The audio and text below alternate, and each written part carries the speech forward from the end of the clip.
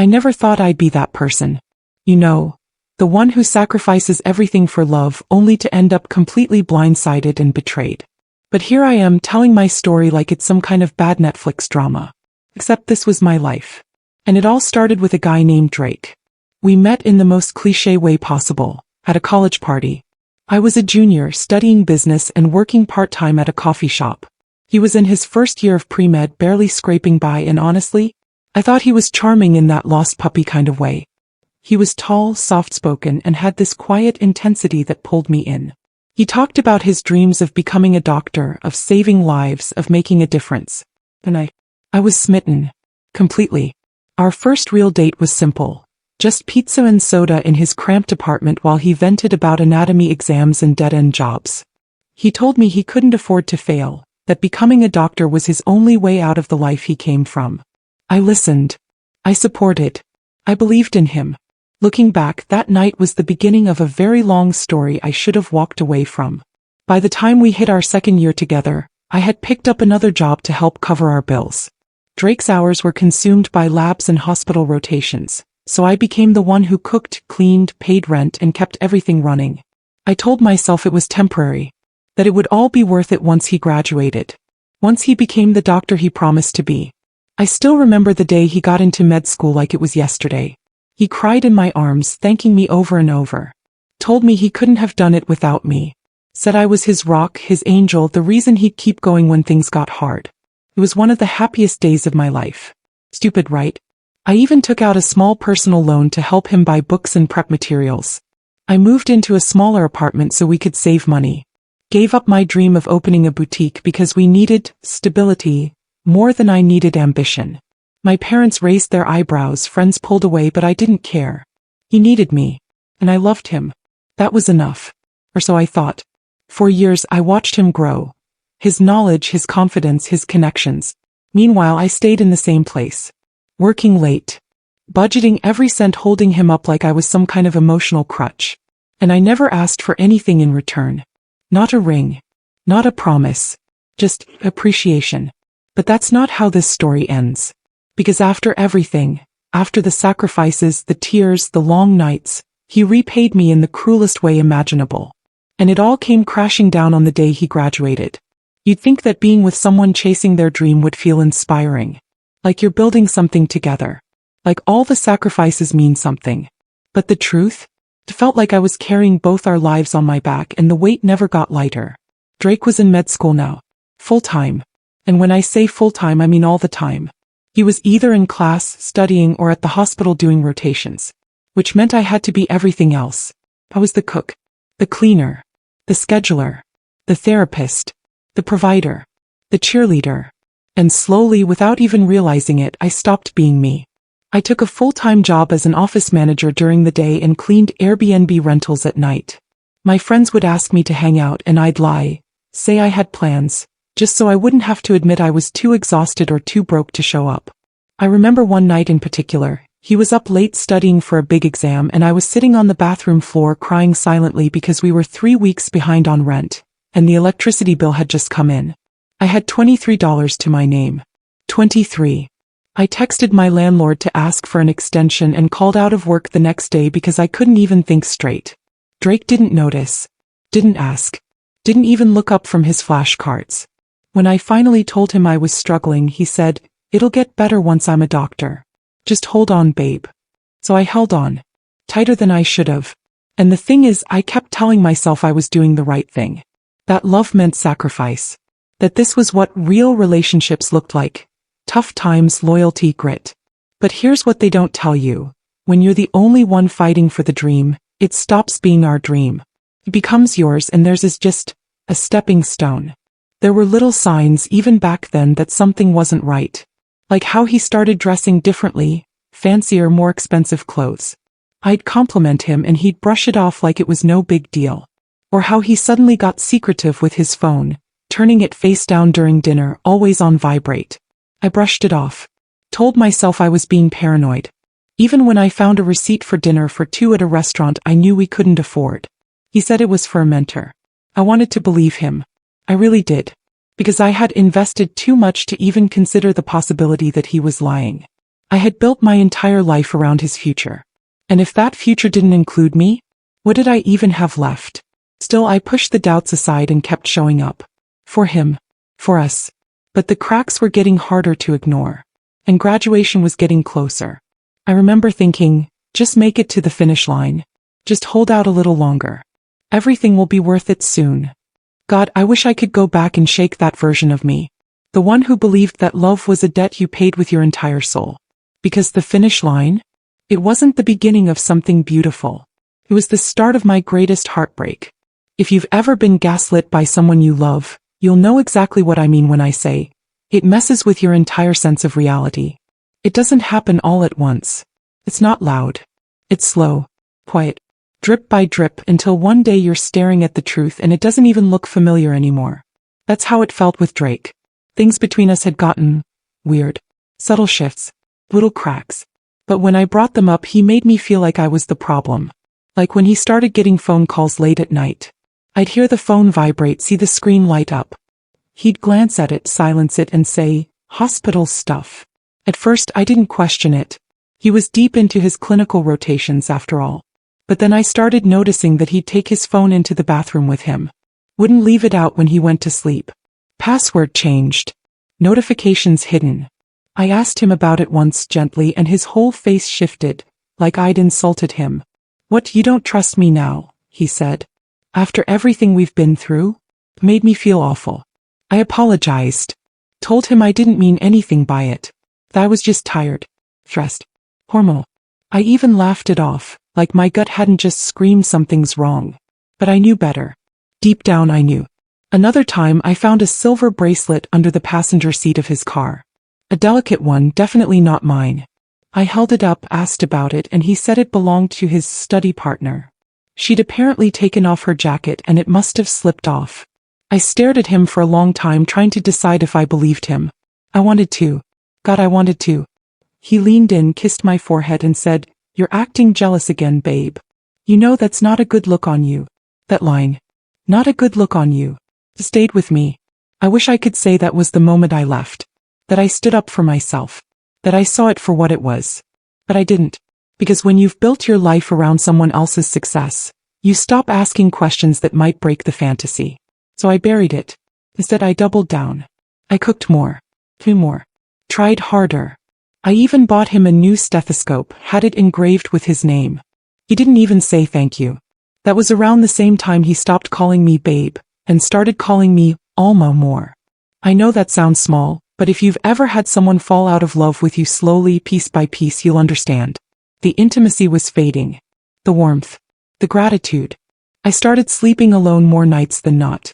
He'd come home late and head straight for the shower. Said he was exhausted.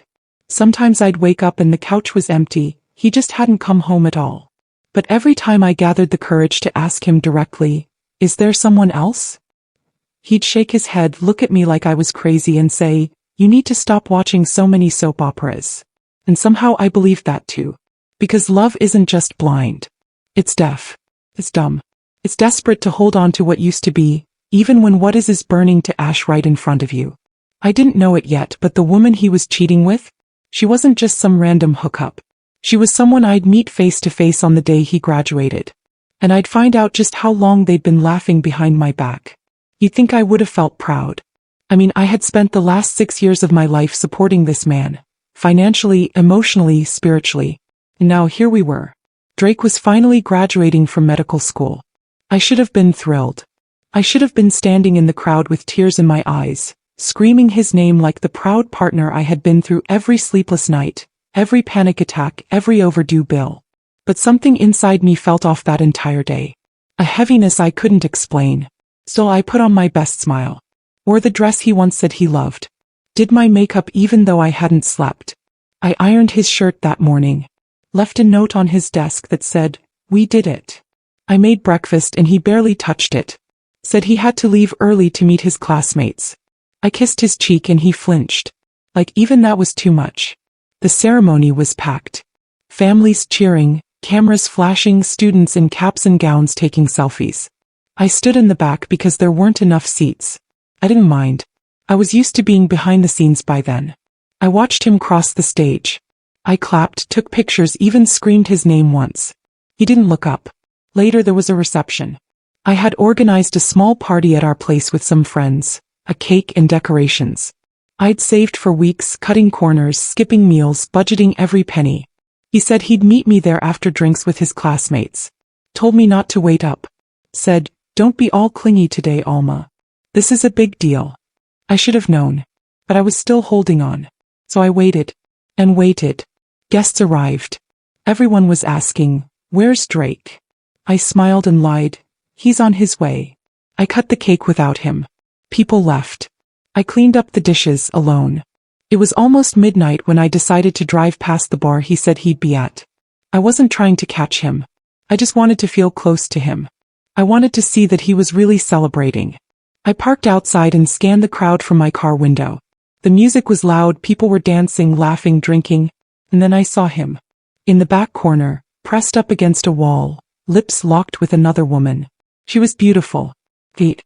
Wearing his white coat like it belonged to her. Laughing into his mouth like she hadn't just stolen 6 years of my life. I froze. I stared for a long time, hoping, praying, that my mind was playing tricks on me. That maybe it wasn't him. That maybe this was some terrible misunderstanding. But it was him. It was definitely him. And when he pulled away, he looked right at her and said something I'll never forget. "You're the reason I made it through all this." I didn't cry. Not yet. I drove home. Parked in the dark. Walked into our apartment, sat on the floor and stared at the stethoscope I had given him, still engraved with his name. Still full of all the hope I had poured into him.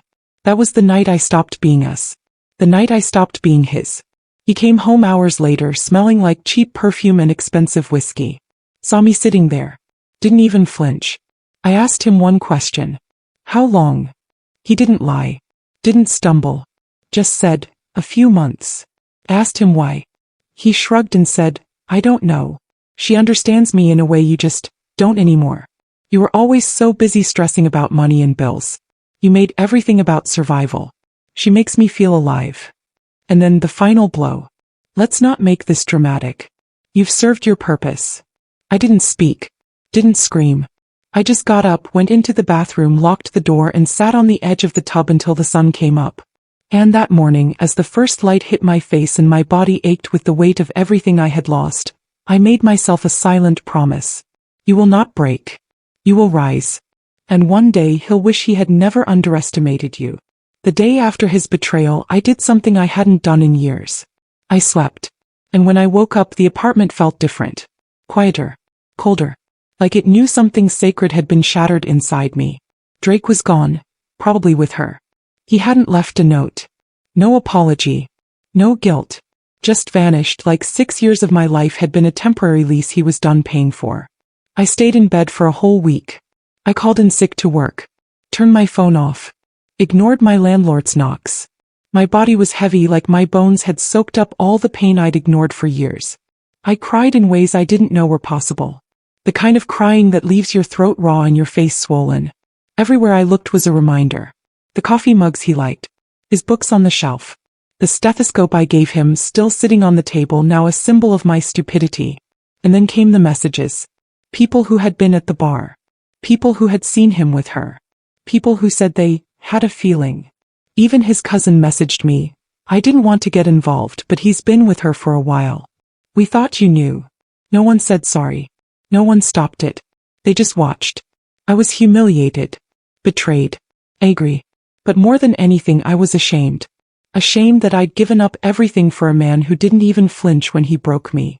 On day 8, I finally dragged myself out of bed. I looked in the mirror and didn't recognize the woman staring back at me. Hollow eyes. Messy hair. Shoulders curved in like I was trying to hide from my own reflection. And in that moment I made a decision. Not out of rage, not even out of bitterness. I made it out of survival. I was done being the broken one. The next day I called my job and quit. Just like that. I packed a single bag and moved in with my cousin Lena across town. She was the only one who didn't judge me. Just made me tea, handed me a blanket and said, "We'll figure it out." And for the first time in a long time I let someone else carry me. I started therapy. Nothing fancy, just weekly sessions at a sliding scale clinic. But it helped. I started talking again, About the years I'd wasted, the dreams I'd buried, the person I used to be. That was the hardest part. Realizing I had disappeared long before Drake ever kissed another woman. I had erased myself slowly, quietly, with every yes I gave him and every no I gave myself. But healing is a funny thing. It doesn't come all at once. It shows up in moments. Like when I updated my resume for the first time in years. Or when I chopped my hair short and donated the rest. Or the night I fell asleep without crying. And somewhere in the middle of that healing, something else began to grow inside me. A whisper at first. A thought I didn't want to admit. He doesn't deserve to walk away from this untouched. Not after what he did. Not after what I gave. He stole years from me. Years I'll never get back. But what he didn't know was that he didn't break me. He woke me up. And once I found my strength again, I was going to make sure he regretted everything. They say revenge is best served cold. I say it's best served after a glow-up. When I moved in with Lena, I had nothing. No job. No savings. No sense of who I was without Drake. But I had something I hadn't felt in years. Freedom. No one to cook for. No one to clean up after. No one draining me dry while pretending I was a burden. It was scary. But it was also refreshing. I took a breath. And then I got to work. I started with myself. I applied for a free online branding course. Something simple, just to dip my toe back into what I'd always been good at. Helping others tell their story. It felt small at first. Insignificant. But each completed module gave me a flicker of something I hadn't felt in a long time. Confidence. Within a few weeks, I started offering branding and design help on freelance websites. At first it was small, just logos and simple web kits. But clients liked me. They left good reviews. One of them referred me to a startup. That startup paid me to consult. I used that money to build a portfolio. Soon I wasn't just helping people with their brands. I was building my own. I called it Glow and Grind, because that's exactly what I was doing. I bought a second-hand laptop, worked out of Lena's kitchen, and took every opportunity that came my way. I read books on entrepreneurship. I watched YouTube videos on pricing, marketing, and contracts. I was obsessed. Not with proving myself. With becoming myself. And somewhere in the middle of late nights and caffeine crashes, I realized something. Drake may have used me as a stepping stone, but I was going to build an empire out of the rubble he left behind. Lena cheered me on every step of the way. She'd come home from her nursing shifts and find me hunched over my laptop, eyes wide with ideas. "You're different now," she said one night. "You're dangerous, in a good way." I laughed, but she was right. Because while Drake was out there soaking up praise for becoming a doctor, I was quietly planting seeds. I didn't post anything on social media. I didn't tell mutual friends what had happened. I stayed quiet. Invisible. And from the shadows I watched him. Yes. I watched. I still had access to his LinkedIn, his Facebook. He'd never changed the password. And through that I found out exactly where he was working. A prestigious private hospital in the city. He'd landed a residency there through a referral. A favor. Not merit. I knew that because he bragged about it in an email to one of his bros that I found in his inbox. I barely made the cut, but old man Jefferson pulled strings. Gotta milk this opportunity. He was still the same snake. Still lying. Still taking. And it hit me then, he hadn't changed at all. He was just operating in a bigger playground now. More ego. More secrets. More people to use. I could have ignored it. Could have focused on my business and let karma do its thing. But I didn't want karma. I wanted precision. I wanted planning. I wanted the kind of revenge that leaves no fingerprints, but changes everything. So I made a new plan. It would take time. It would take patience. But I had both now. And soon, the man who said I had served my purpose was going to learn exactly what purpose I had left. Revenge isn't about rage. It's about control. And now that I had mine back, I wasn't going to waste it. The first thread in my web came from a Facebook comment. Innocent, casual, but something about it stuck with me. It was under one of Drake's graduation photos. A woman had commented, "Heard some interesting stories from your time at Westbridge. Hope they don't follow you to your new gig." Oh. Her name was Carla Ruiz. I didn't recognize her at first. But after a little digging, I found out she worked in administration at the very hospital where Drake had just started his residency. Better yet, she wasn't just admin. She was the assistant to the chief of staff.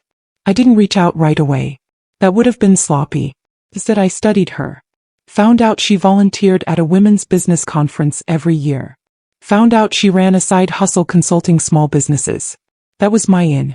I signed up for the conference, created a booth for Glow and Grind, and waited. When I saw her walk in, confident, sharp, with a no-nonsense energy, I smiled and played it cool. She wandered past my table, paused, and complimented the name. We got to chatting. And soon we were having coffee. I didn't bring up Drake. I didn't have to. She did. I recognize your name, she said after a long sip. You're Alma, his ex. I blinked. You know Drake. Carla smirked. Everyone knows Drake. Especially after what happened last spring. I leaned in, pretending I was just mildly curious. Nothing major, she said casually. Let's just say someone's been billing for hours he didn't work. And flirting with the wrong people. My heart thudded. I kept my expression neutral. He's got friends in high places, she continued. But he's not as untouchable as he thinks. I asked her one simple question. Would it be helpful if someone had evidence? She looked at me dead serious. Alma, if you have anything, bring it. Turns out I did. Drake was lazy. Arrogant. And arrogant people don't clean up after themselves. Back when we lived together, he used my old laptop whenever his was charging. And he never cleared his downloads folder. I'd saved everything. Emails, text screenshots, even an audio recording from the night he came home bragging about using a patient case to flirt with a nurse. At the time, I was just keeping it out of heartbreak. Now it was gold. Carla didn't ask for copies. She just said, hang tight. 2 weeks later, she called me from a blocked number and said, you didn't hear this from me, but his name's on the internal review list. It wasn't enough to destroy him. Yet. But it was a start. And I wasn't done. Next, I created a shell startup. Something that looked real but wasn't. A wellness tech company recruiting medical consultants. I made a fake CEO profile, built a website, even set up a business email. Then I reached out to Drake anonymously, offering him a side gig. Something that paid well but clearly violated hospital policy. It was a test. He failed instantly. Signed the fake ND. Sent patient stories as proof of value. Even bragged in the emails about how he could squeeze it in between shifts without anyone knowing. Got it. I archived everything. Screenshots. Voicemails. File transfers. Drake had no idea that while he was playing doctor, I was performing a surgical takedown. And the best part? I still hadn't laid a single finger on the trigger. Not yet. Not yet. Because revenge like this, it deserves a front row audience. I had everything I needed. Evidence. Leverage. Plan. Now all I needed was the right moment to pull the thread and unravel everything Drake had built on my back. But this wasn't about being impulsive. That would have given him an escape hatch.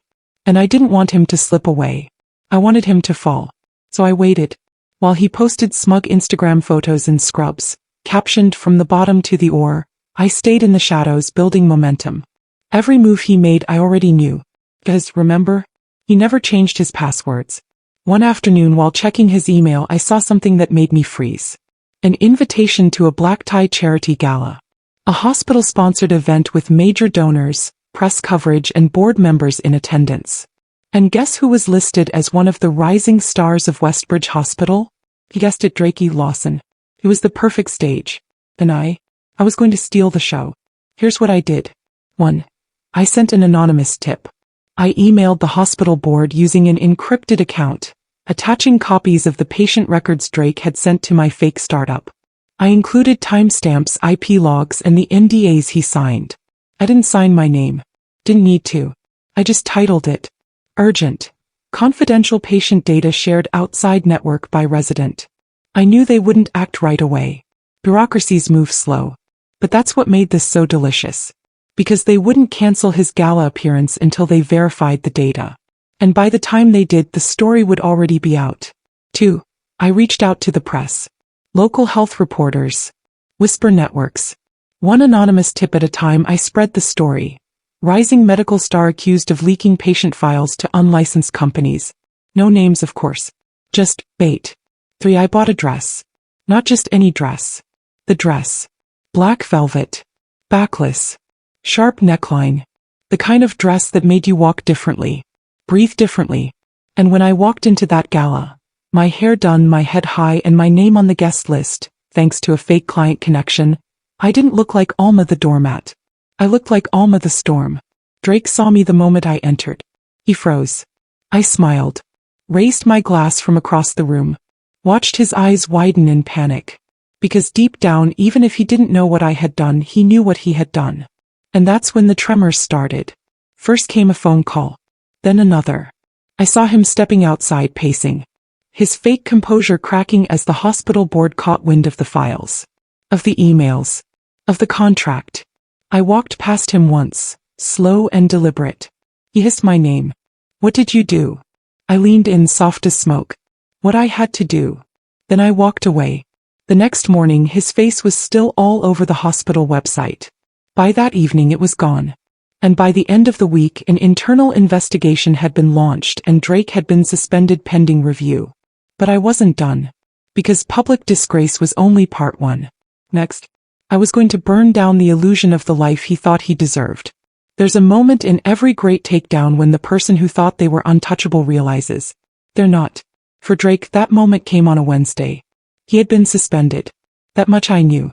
But suspension wasn't enough. He needed the world to know what he really was. A liar, a fraud, a man who stepped on the woman who carried him to greatness. So I gave the world the story. I wrote it like a Reddit post. Not under my real name, of course. I used to throw away. And I didn't name him directly, not yet. Just described everything. The 6 years I spent supporting him through med school, the cheating, the fake startup, the confidential files. It went viral overnight. The comments flooded in. This is infuriating. I hope he loses everything. You're a hero for how you handled this. He's trash. Please tell me there's more. We need an update. And then came the flood of DMs from other women. One said she had been seeing him during his first year of med school. Another said he had ghosted her after using her to get a letter of recommendation. A third one, this one broke me a little, said he had convinced her to loan him money for a fake medical conference. Drake wasn't just a cheater. He was a pattern. So I sent every single message, every screenshot, every timeline, to Carla Ruiz. She forwarded them to the hospital's ethics committee. And that, my friends, was the final nail in the coffin. The official update? Drake Lawson's residency was terminated. His medical license, under investigation. The hospital released a vague PR statement. We take all allegations seriously and are committed to upholding the highest ethical standards. But the damage was done. No other hospital wanted to touch him. Not with that many red flags. Not with a digital trail as long as his ego. And just like that, he was done. I didn't gloat. I didn't call him. I didn't need to. Because I saw it all unfold online. Someone from our old friend group tagged me in a screenshot. A post on a private Facebook group for young doctors. Drake had written a rant. I did everything right. I worked my ass off and got screwed over by bitter people who can't stand to see others succeed. The world is against real men. I'll bounce back. Watch. There were 3 likes and 27 comments. Most of them, laugh react. That post disappeared a few hours later. I heard through a friend of a friend that he had moved back in with his mom. No job. No license. No reputation. Just a man with a fancy degree and a trail of people who finally saw him for what he was. Me. I kept building. Glow and Grind had taken off. I'd landed a major tech startup as a client.